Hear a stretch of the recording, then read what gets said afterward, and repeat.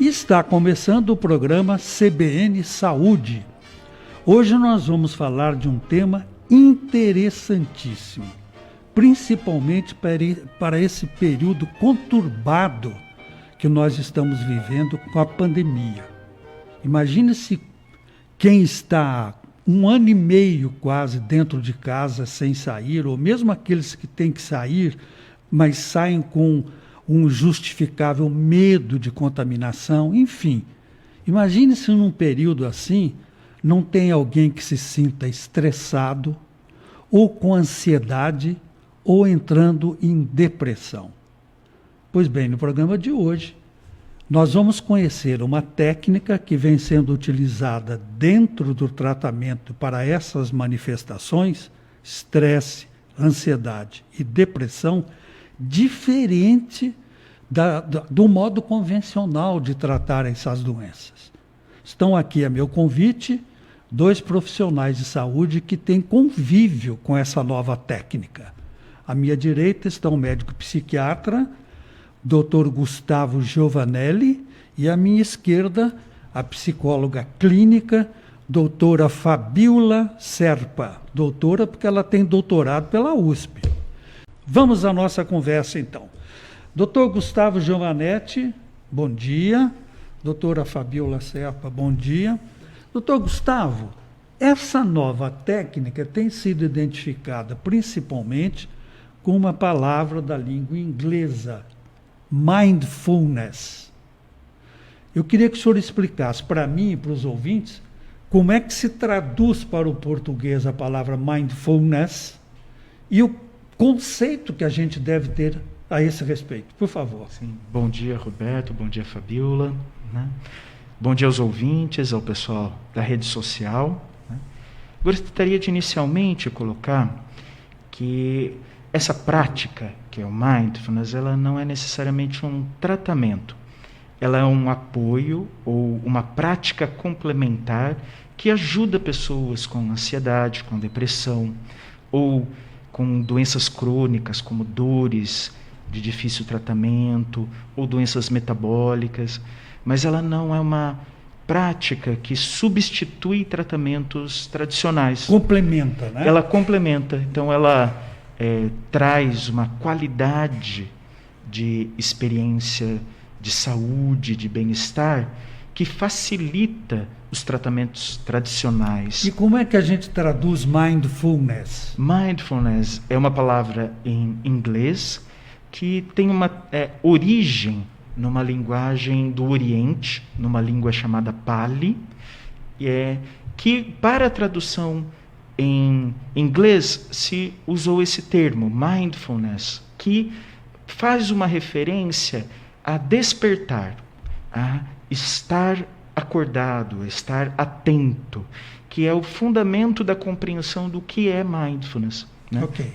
Doutora Fabiola, no material que eu estive lendo na internet antes de vir entrevistá-los, eu vi que essa técnica menciona também a compaixão como parte do atendimento de um paciente.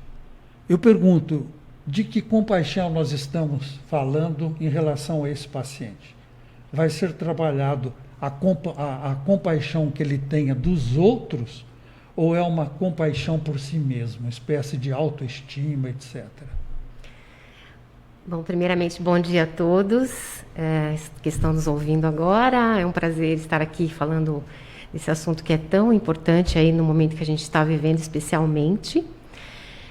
Antes de responder propriamente sobre a compaixão, Roberto, é interessante a gente entender assim, que num estado que seria o estado mindful, né, em que a gente está em mindfulness, nós temos, como o Dr. Gustavo falou, esse despertar, esse estar acordado para toda a experiência que está acontecendo no momento presente. Como seria isso? Seria você estar ali com toda a sua consciência, aquilo que você está vivenciando, com uma certa abertura, uma certa aceitação a tudo aquilo que está diante de você, evitando fazer julgamentos, que é o que a gente tem muitas vezes em situações de sofrimento. A situação está diante da pessoa, ela tem uma tendência até de se esquivar de viver aquilo, né? A gente fala até de esquiva experiencial. Então, a gente acaba não tendo um olhar mais amplo para tudo que está acontecendo. A pessoa fica focada exatamente no sofrimento e ela não consegue sair daquele looping.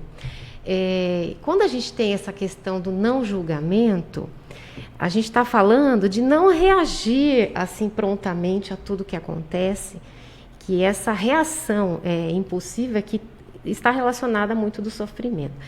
Então, a compaixão, na realidade, ela vai acontecendo na medida que a pessoa consegue fazer essa aceitação daquilo que acontece na vida dela.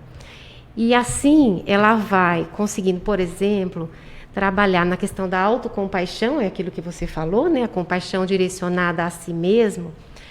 Vamos pensar numa situação assim de pessoas muito autocríticas, muito exigentes consigo mesmas.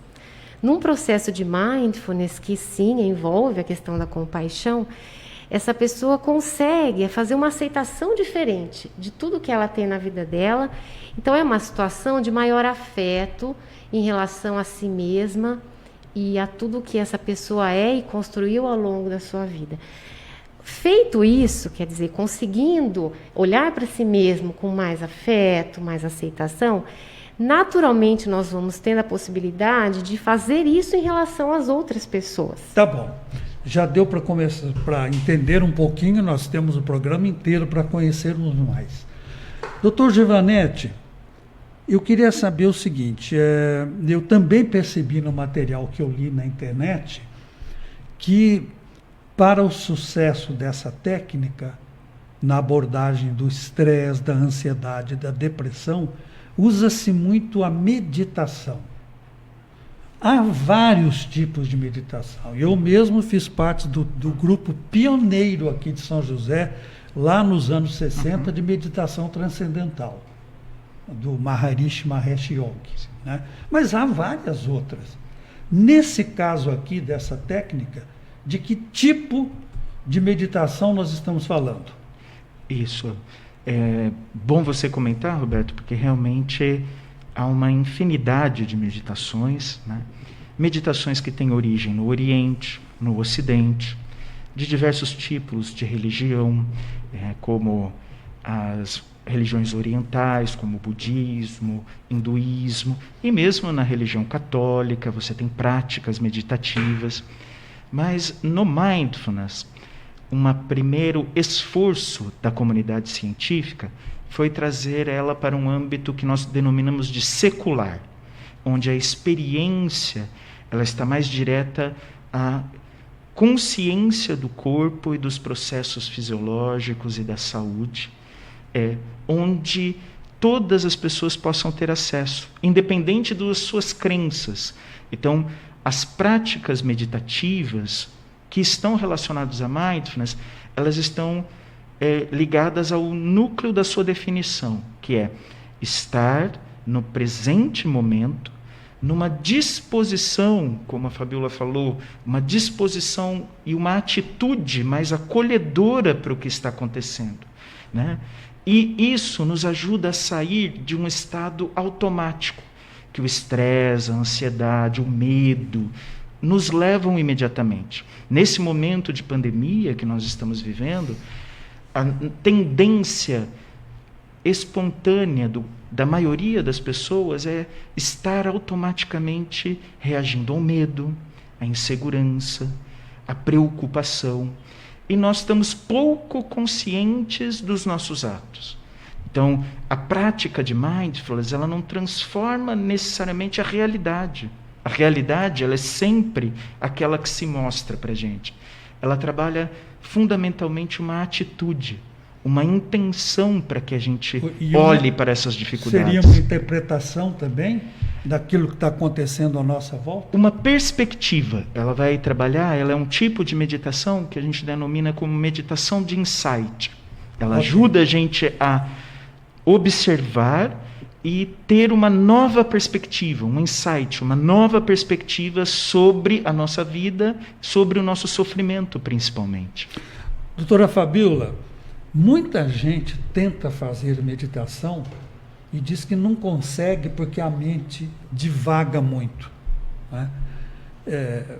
Quando eu fiz, eu já mencionei aqui a meditação transcendental, a gente trabalha com a repetição mental de um mantra, um som. Esse som nos é transmitido para cada pessoa quando a gente faz um processo de iniciação. E aí a gente fica mentalmente, durante a meditação, repetindo aquele som na cabeça e vai dando um estado alterado de consciência, né? Nesse caso da meditação, de que acabou de falar o Dr. Gustavo, o que a gente pode dizer para essa pessoa que fala assim, eu tento meditar, mas não consigo. A minha mente eu fico pensando no boleto que eu tenho que pagar, no meu filho que está na escola, eu estou com medo dele pegar Covid. O que a gente fala para essa pessoa? Primeira coisa é que é muito natural a mente funcionar dessa forma, né? A mente, ela trabalha o tempo todo, independente da gente querer ou não que isso esteja acontecendo. Então, faz parte da natureza da mente essa distração, esse engajamento em pensamentos que não estão exatamente aqui. A meditação mindfulness, ela trabalha justamente num treino de estar presente a toda a experiência. Então, eu, por exemplo, sento para fazer um exercício, uma prática, eu vou perceber que a minha cabeça está divagando, que eu estou, me distraindo em pensamentos, e a ideia é que a gente esteja consciente disso e volte para a âncora que a gente seleciona no exercício. Então, por exemplo, a âncora vai ser, nesse momento, a respiração. Então, eu fico com a minha respiração, instante por instante, trazendo a minha atenção para a respiração, consciente de que às vezes eu vá me distrair. Toda vez que eu me distraio e percebo, nesse momento que eu percebi a distração, eu já estou acordada novamente, eu já despertei novamente, e aí retorno para a âncora, que é a respiração. Então, isso é parte do trabalho, as pessoas que têm vontade precisam insistir, porque é assim mesmo. Voltando a falar da meditação que eu aprendi, é mais ou menos assim também. Todos nós também temos esses pensamentos, né, do dia a dia. E o que a gente aprende é assim, não briga com o que vem. Exatamente. Né? Recomeça a meditar com o seu mantra, mas não tenta, meu Deus, eu não quero mais pensar nisso. Não. Pensou, tudo bem, volta, começa. É mais ou menos o que você falou, né, doutor? Isso. A diferença é que a gente não tem um mantra. Sim, eu sei. Muito bem. Nós vamos a um intervalo, retornaremos em seguida para continuarmos a conversar sobre essa técnica para tratar ansiedade, estresse e depressão. Uma técnica complementar aos tratamentos tradicionais. Doutor Gustavo, eu também, na leitura que eu fiz a respeito dessa técnica, está muito presente a palavra respiração. O que se pretende alterar na respiração que a gente tem e que, fazendo uma respiração melhor, vai ajudar nos cuidados com estresse, com ansiedade e com depressão? Fundamentalmente, Roberto, o Mindfulness ele trabalha com atenção e atitude, e não necessariamente com uma técnica específica no corpo. Então, a respiração ela é uma âncora, é onde a gente repousa a atenção enquanto está nesta prática do estado psicofisiológico que poderíamos chamar do Mindfulness. Então, a ideia é que nós não vamos alterá-la, nem controlá-la, mas nós vamos cultivar uma prática de estar atento, aprender a estar atento à sua respiração, que é algo que é facilmente acessível, é algo que nos mostra muito de nós mesmos, é um primeiro caminho para que a gente possa abarcar a experiência de outras coisas ao nosso redor, além da experiência do próprio corpo, das emoções, do padrão dos nossos pensamentos. E quando isso vai ficando claro na nossa consciência, a gente vai se tornando uma pessoa menos reativa, menos automática, com maior capacidade de escolha.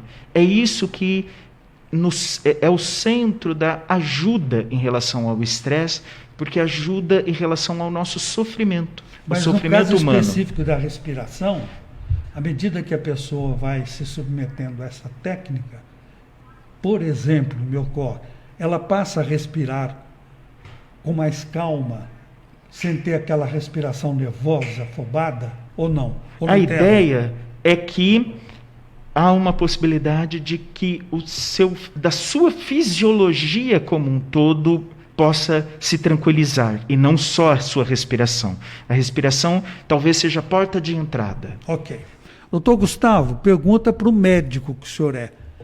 Essa técnica dispensa o uso da medicação que está sendo feita no tratamento, por exemplo, ansiolíticos, antidepressivos, ou não? Não, Roberto, ela é uma técnica que ela é usada geralmente em programas, são programas que a gente chama programas standards, então, que tem uma validação internacional da sua eficácia, e elas são usadas como apoio a pessoas que têm depressão, apoio a pessoas que têm ansiedade e para promoção de qualidade de vida, né?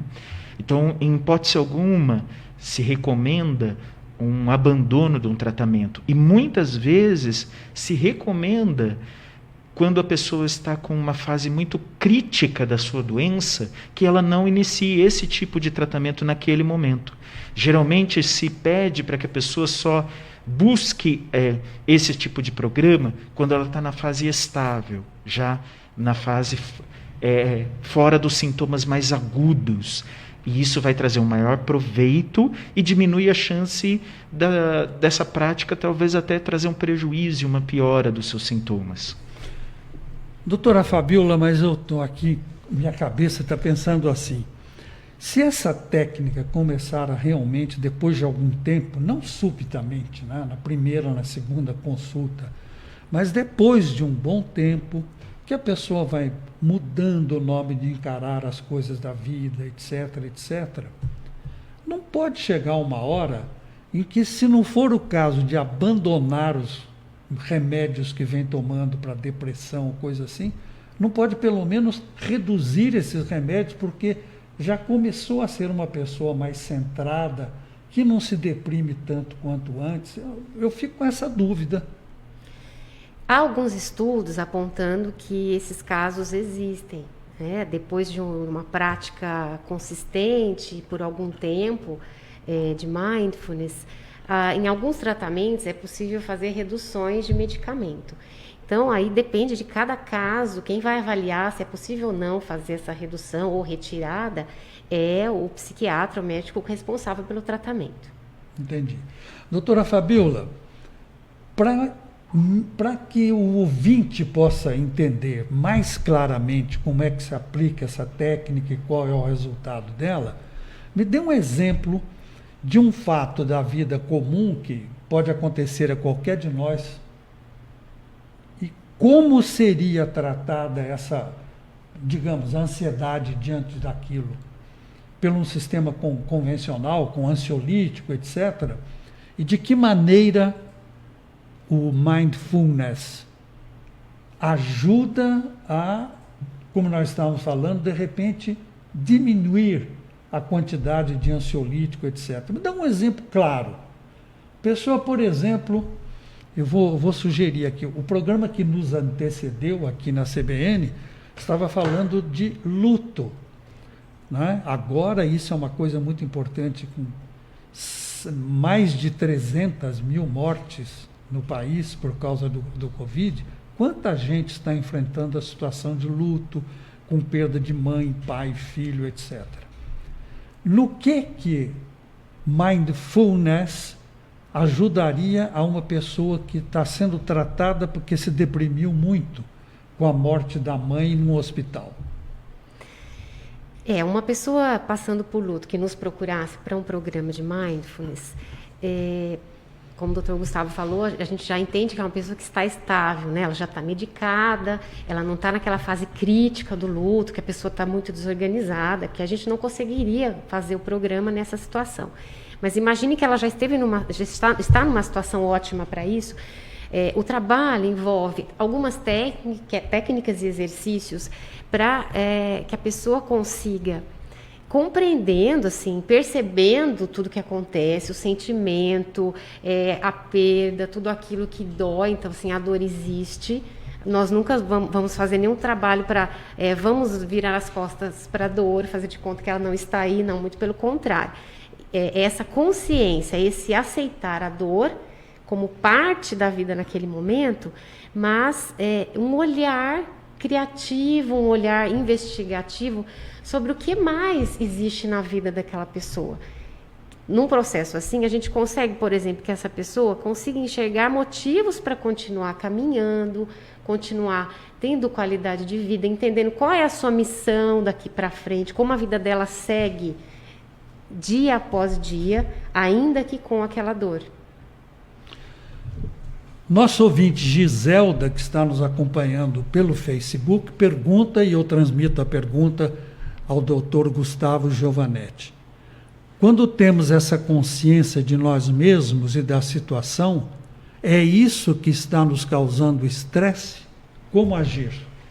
A proposta, né, das técnicas de mindfulness e compaixão, elas estão ligadas a desenvolver um estado de mente. Então, o mindfulness ajuda a gente a ter um estado de mente mais consciente, mais em clareza. É como se a gente trouxesse uma clareza para a nossa percepção, a percepção do corpo, das emoções, do pensamento.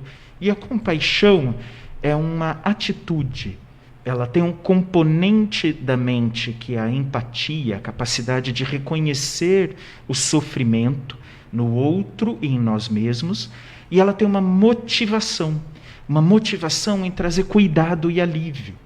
Então, à medida que a gente vai trazendo clareza, então as técnicas em si, não são elas que são o fundamento é o cultivo desse estado da mente, dessa nova perspectiva de lidar com os problemas, de uma forma mais acolhedora, menos crítica, onde nós temos motivação de buscar ações que tragam alívio ao nosso sofrimento.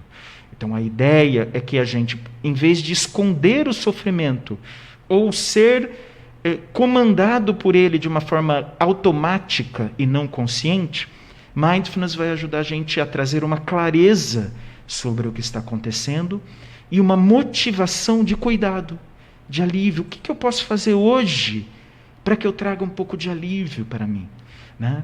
Então a gente ouve as notícias, conhece as notícias através dos meios de comunicação, ou chega que um vizinho ou alguém foi acometido pelo Covid, veio falecer, alguém que está com dificuldades financeiras. Todo esse momento, ele pode se tornar um peso para a experiência. Conhecer esse peso pode ajudar a abrir um campo motivacional de como é que eu posso cuidar de mim e de quem me cerca. Qual é a atitude que eu posso fazer? Né? Eu não posso cuidar, às vezes, do mundo como um todo, mas se eu puder cuidar de mim e de quem me cerca, isso vai poder me trazer liberdade de escolha e maior capacidade de gerenciar as emoções. Doutora Fabiola Serpa. Doutora Fabiola, eu vou lhe pedir mais um exemplo prático para o ouvinte entender de que maneira a pessoa pode ser ajudada com essa técnica. Suponhamos que uma pessoa esteja sofrendo, que é outra coisa muito frequente, de fibromialgia. Aquela dor generalizada, que os remédios não funcionam mais, o analgésico não adianta, e vai no médico e volta e a dor está ali, crônica. Essa técnica pode ajudar no tratamento da fibromialgia? Certamente. A fibromialgia, assim como outras dores crônicas, são um tipo de queixa, de casos clínicos que são muito beneficiados por mindfulness. Vamos pensar num exemplo, né? A pessoa com fibromialgia, ela levanta de manhã e está sentindo um desconforto muito grande em alguma parte do corpo. Vamos imaginar que seja na coluna. E aí a ideia, né, num treinamento, num protocolo, é que, por exemplo, ela traga atenção para aquilo. Então, onde está a dor? Como eu localizo a dor? Como eu sinto a dor nesse momento? A intensidade da dor agora? E o que mais eu consigo perceber? Então, a gente pensa em toda uma ativação dos outros órgãos do sentido. Olfato, tato, paladar, audição. O que mais eu percebo na minha experiência além da dor?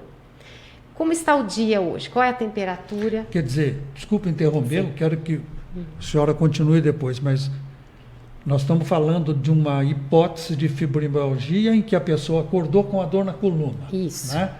E a senhora está explicando como é que ela pode trabalhar isso, não ficar pensando só na dor ali na coluna, é isso? Exatamente, porque o que às vezes acontece, na maior parte das vezes inclusive, é a pessoa pensa, eu estou com dor, então eu vou ficar na cama. Então ela já tem ali uma decisão de que ela vai focar toda a atenção dela na questão da dor. E aí tem uma interação com os pensamentos. A pessoa normalmente começa a pensar, eu nunca mais vou ser feliz, eu nunca mais vou me livrar dessa dor, eu sou uma pessoa que não fui beneficiada pela vida, por exemplo. São pensamentos possíveis. E aquilo só gera um ciclo de piora, né? A gente não tem uma mudança nesse estado.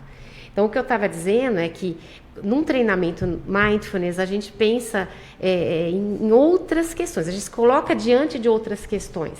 Então, o que mais existe na minha experiência além da dor na coluna? Como está o dia?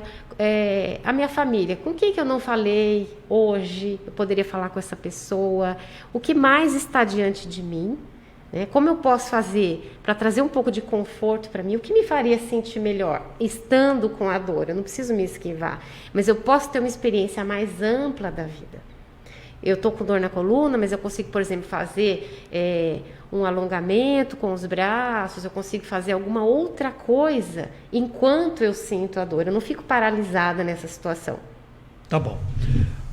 Doutor Gustavo, evidentemente, o médico e a psicóloga não poderiam falar de um caso clínico que atendeu mencionando o nome do paciente, etc. Seria um absurdo, seria antiético. Mas eu gostaria que o senhor nos contasse, se possível, algum caso clínico que o senhor atendeu em que essa técnica ajudou muito. Vamos colocar um caso hipotético, não é um caso específico, mas ele é representativo, né? De talvez alguém que tem medo de dirigir na estrada e tem uma dificuldade e se trava nesse medo e fica impedido de fazer aquilo, né? Além de um tratamento convencional, tanto no sentido médico quanto no sentido psicológico, pela psicoterapia, pelos diversos tipos de psicoterapia, o Mindfulness ajuda, como a Fabiola colocou, a gente não resistir ou brigar com aquilo que nós estamos vivendo como sofrimento. Acho que essa é uma das questões mais fundamentais do Mindfulness, na mudança de perspectiva. A gente sai de uma postura de evitação do sofrimento para uma postura de quem, de forma gentil e curiosa, enxerga como o sofrimento se mostra e amplia a nossa capacidade de lidar com a dificuldade.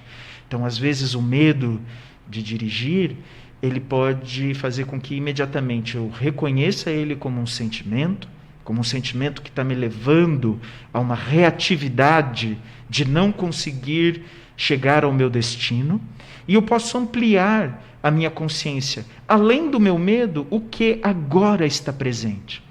Nossa, a sensação dos meus pés, das minhas mãos. Olha, a sensação de estar sentado aqui nesse lugar confortável, gostoso. E aquilo ajuda a ampliar, né?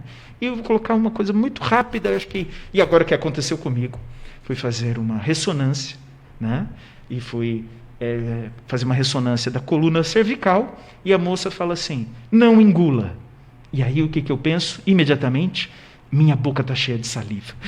E agora, quem mandou ela falar não engula? E aí a minha vontade de engolir toma a frente. Sim. É ela que fica 100% da minha consciência. imediatamente eu posso. Quanto mais eu resistir e falar, não devo engolir, é mais provável que eu não resista a esse sofrimento de engolir. À medida que eu estava lá na máquina, eu falei assim, além da saliva, o que mais eu posso sentir? Meus pés estão geladinhos, eles estão para fora da máquina. Me ajudou a lidar, a ter uma capacidade de equilibrar a emoção. Não evitar, que é um desconforto fazer um exame como esse, mas ajudou a que eu pudesse ter uma capacidade de organizar e acomodar toda a experiência. A que era desagradável, pedir para não engolir, e a que era agradável, que era, que gostoso o geladinho dos meus pés. Não? Interessante isso. Doutora Fabíola, a gente falou muito da importância de meditação, não só de meditação, eu queria falar agora, é o seguinte, vou voltar para a meditação, sim. Normalmente, em algumas técnicas de meditação, estimula-se a meditação coletiva, que parece ser mais forte do que a meditação que a pessoa faça individualmente. No caso da técnica Mindfulness, é possível fazer o tratamento coletivamente com um grupo ou tem que ser necessariamente caso a caso? Como é que é isso? No caso da meditação, por exemplo. Dá para meditar coletivamente para obter os resultados pretendidos ou tem que ser separadinho, cada um no consultório? Os programas de mindfulness, os protocolos, eles são mais divulgados em grupo.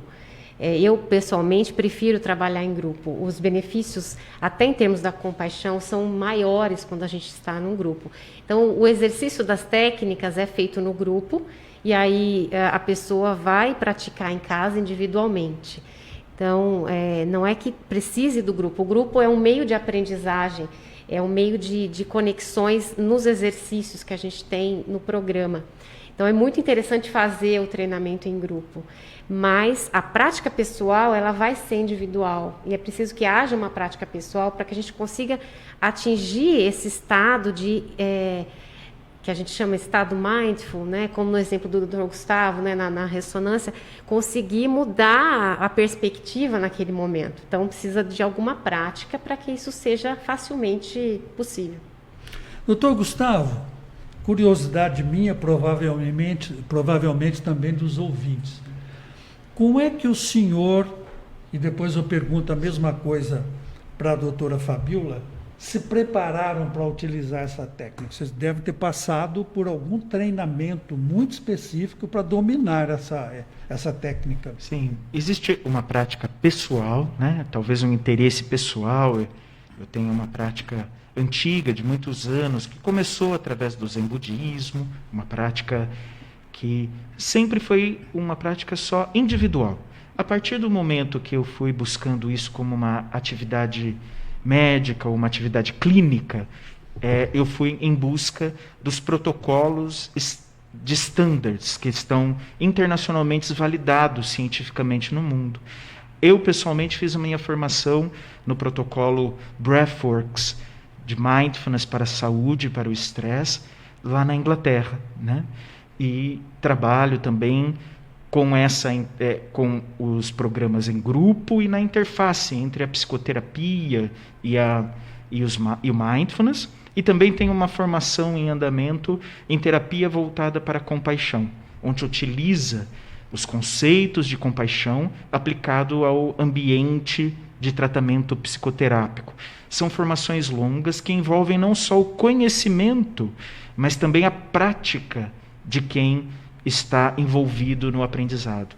E a doutora Fabíola, como é que foi preparada, treinada para usar esse método?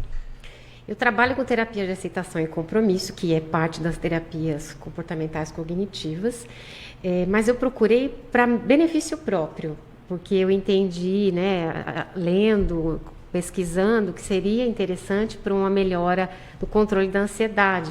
Então, há anos atrás, eu fiz um protocolo standard desse, de 8 semanas, e senti uma mudança muito grande na minha vida, na minha capacidade. Paciente, nesse caso? Como paciente, sim. Eu senti uma mudança muito grande, assim, na maneira de lidar com a vida mesmo. E como deu muito certo comigo, e eu já tinha uma atuação bem dentro desse campo, eu fiz a formação da Unifesp, formação de instrutores, com a equipe do professor Marcelo Demarzo. Universidade Federal de São Paulo. Doutor Gustavo, no material que eu li, menciona-se que esta técnica ajuda, e eu queria saber como, até em tratamento de câncer. É porque esse estado de mente, ele não é só um estado intelectual, Roberto, ele é um estado fisiológico. Então, quanto mais tempo a gente cultiva um estado atento, receptivo, acolhedor, com sentimentos que têm a ver com sentimentos mais positivos, a gente ajuda a fisiologia e a imunologia. Então, pessoas que têm tratamento para câncer ou doenças metabólicas, elas se beneficiam dessa melhora na qualidade de vida, tanto emocional quanto fisiológica. Então, não é um remédio especificamente, e muito longe disso, e nenhuma alternativa formal ao abandono de nenhum tipo de tratamento formal para doenças tão graves, mas há um benefício nessa qualidade de disposição do corpo e da mente. Doutora Fabiola, se possível, bem curtinho, eu ouvi também menção ao uso dessa técnica para curar ou controlar diabetes, que é uma doença crônica, né, que afeta muita gente. Como é que funciona? Sim, assim como a dor crônica, a hipertensão, são quadros clínicos que se beneficiam nesse sentido que o doutor Gustavo falou. Nós temos uma maneira diferente de lidar com o dia a dia, com a vida, e acaba reduzindo os índices, por exemplo, de diabetes. Nós estamos concluindo o programa de hoje e eu quero convidar os ouvintes a estarem novamente conosco no próximo sábado, a partir das 10 horas, com outro tema e outra equipe aqui de médicos, ou um médico e psicólogo, médico e fisiologista, não importa. E agradeço muito as participações do doutor Gustavo Giovanetti e da doutora Fabiola Serra. Tenham todos um ótimo fim de semana. Tchau!